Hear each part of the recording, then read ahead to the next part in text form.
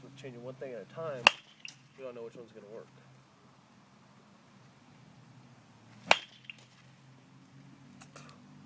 Now, why'd you stop your swing here?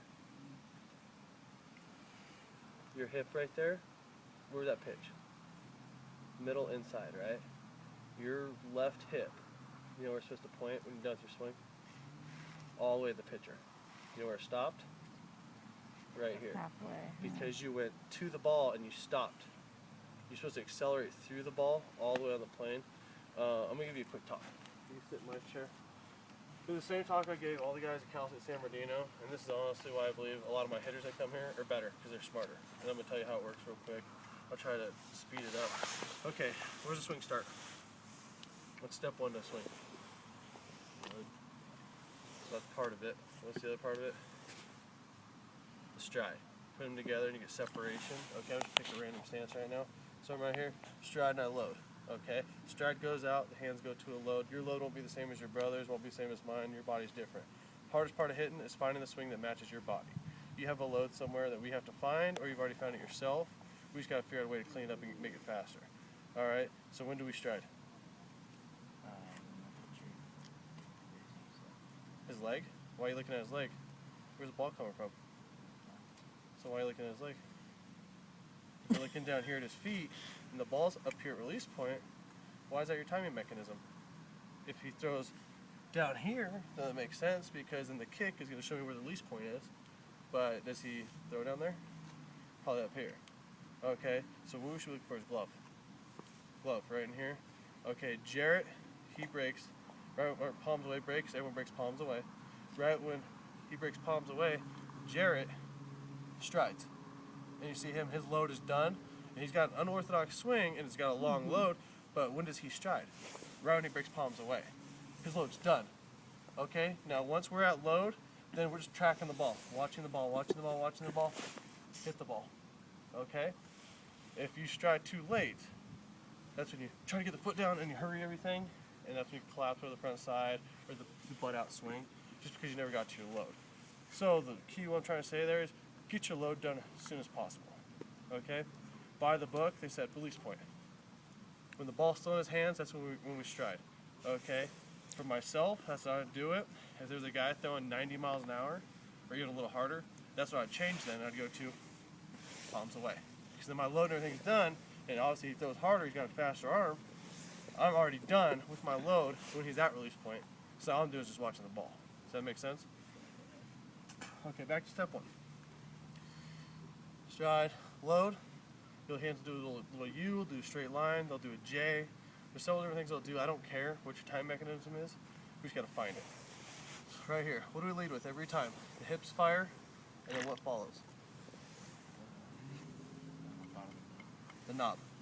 Always go with the knob every time. The hip will start the whole thing right into there. And about this point right here, as you start pivoting the backside, you already know about that. When your hands get to here and you go to here, what's that called?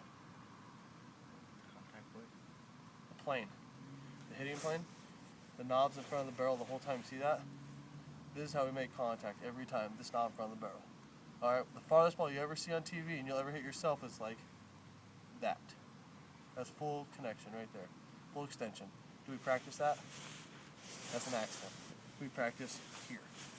Okay, if we're making contact consistently right here with that big fat part of the bat and that ball, we're having ourselves a hell of a day. Okay? As you get bigger and stronger, you don't need to get full extension to hit the home run. That'll happen on your own, okay? So, back to the beginning. Stride, load, lead with what?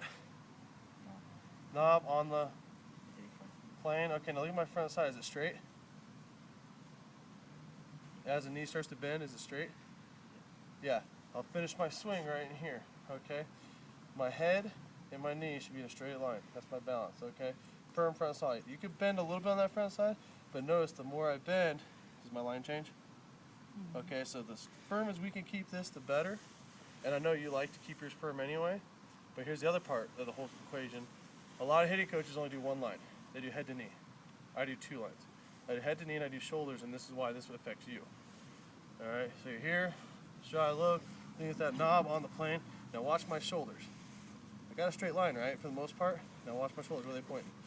Up, and now watch my plane. Where my plane go? And then that's when your front toe does this one, right? Your front toe goes up because of what? Because your shoulders are up. See how it changed my whole plane? So you're trying to guess like that. And you will hit a few, but it's damn hard, isn't it? Okay? So when I say shoulders, and I go like that, that means you probably had the good line here, you had good balance, but unless you put that finishing touch, that lowercase t, you're not going to be on that plane. Does that make sense? And it works the other way around too. Usually if we stride too late, a little bit heavy. Where's my shoulders already pointing? Where's my weight? Front side, I have nothing left, so now watch, all shoulders take over. That was exaggerated, but where's my plane? All because of my shoulders, okay? So if I ever tell you shoulders, that just means you're rocking, most likely backwards. All right, back to everything here. This is called straightaway base. Toes are straight, straight away. Front foot closer to the plate, close. Back foot back, open. Base, front side, open. Closed front side. Okay, now let's just say we have a good setup. We're hitting good, all of a sudden there's a 90-mile-an-hour thrower going. And we swing our first at bat, foul it straight back. Second pitch comes at us again, we foul it off, and we're just barely late. Are we gonna let our whole day go to crap because we're barely late, or are we gonna make an adjustment? We're already back on the end of the chalk, so we're out of room. What do we do? How? That's one way. Okay, me personally, I didn't like that a whole lot.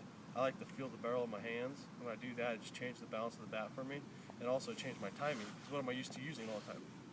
34 inches. Now, I got a 32-incher, but my body's trained for what? For 34 inches.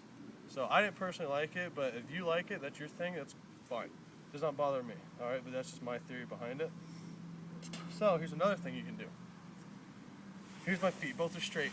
Here's my hips, both are straight. Stride, load, get my hips in, boom, there's my hips. All right, now your back foot, you don't do it, but I know your buddies do. Point towards catcher. Now where's my hips? Pitcher's over here. Look how far it takes me to get my hip in. And remember, when I tell you in the middle inside, where's the hip gotta go? All the way back to that pitcher for us to get all our full core in, our full hip flexor in. So are we making our life harder then with our foot backwards? Okay, now let's take it back to the positive part. This guy's throwing 90 miles an hour. Here's my hips, and I'm barely late. I'm on him, he's mine. I need to get sped up just a little bit. Now where's my hips? Okay, now he's on middle in. Did I lose power? No. Barry Bonds, Vladimir Guerrero, all those Hall of Famers, watch guys on TV. Matt Kemp does it. They turn their back foot. They're not losing weight transfer power. All they're doing is just speeding up their hip that much. And that's just enough for you to then hit 90. Does that make sense? So that's something you need to practice on your own, whether you like to choke up or you can cheat your back foot. Or tonight we want to try experiment. Cheat your back side, get you more hand speed. Okay? So now we talk about that. Do you know what weight transfer is? Yeah? Kind of idea? No? Just ask questions. This is the same talk I gave the university guys. Okay, it's the same talk I give all the high school guys and even my 7-year-olds. When they come in, I give them the same talk because the reason my hitters are better isn't the fact that they're just God gifted. Yeah, obviously they have some good tools. They're smarter. Okay? If they go into a big tournament like a lot of them are this weekend, if they have a bad first game or even a bad first at bat, and I've already talked to them about how the whole body works, and not just their body, but how your personal body works, what your swing wants, and you feel yourself, oh crap, I'm a little heavy on the front side, you can fix yourself before your next at bat, can't you? Instead of waiting all weekend, having a crap weekend, and then you come to me on Monday all pissed off, I had a crap weekend, what happened? Oh, just your foot was turned wrong. If you had known that, you would have had a bad weekend, make sense? So I explained all the details. I know you probably heard a lot of it, so it's probably kind of annoying already. But the first day's Advil day, it's a lot of talking. All right, what's it called when you're over the front side and you smash the egg? You know what that is? Our stride, where's it go to? Where? Towards the pitcher, towards the plate. Why? Where's the energy of the ball coming from? From over there. So if the energy of the ball's coming here, we need our energy to go right back to it. Okay, so we go towards the pitcher, towards the plate to meet his energy. All right. Now, if we're striding over here, what's this called? In the bucket. In the bucket, and you fly open, the shoulder goes with you. Okay, that's when you come around the ball. In the bucket. If you stride too close to the plate and not enough to the pitcher, you do this one, and that's what you do sometimes. It locks your hips off. So then what takes over? Shoulders do. The barrel dips, ball goes up, or you just swing and miss altogether. Because you stride too close to the plate instead of that nice to the pitcher toward the plate. Makes sense? Pretend there's an egg, keep your weight back, all that good stuff. So you hear me say squash the bug, that means pivot the backside. Okay. You know what barrel swinging and casting is, rolling over, you know what that is? Has anyone ever showed you the technical way of what actually happens, or you just know the feeling? Alright, this is what it is. When we stride low, we're supposed to leave the knob every time, okay? There's this thing called finger up hitting. It's not you telling your coach to piss off. It's these fingers right here, they're pointing up on your top hand. Right here, on the zone, on the plane, the whole time. My fingers are up, aren't they? That's the proper way to swing. Knobs in front of the barrel. Now watch what happens. This shoulder is usually the biggest guy that always messes with us. And that's what you do too. When you stride and load, I'm trying to get some extra power. Well, the shoulder takes over. Shoulder pulls a little bit. Chin follows. Barrel's already getting long, huh? Where's my fingers already pointing? Down.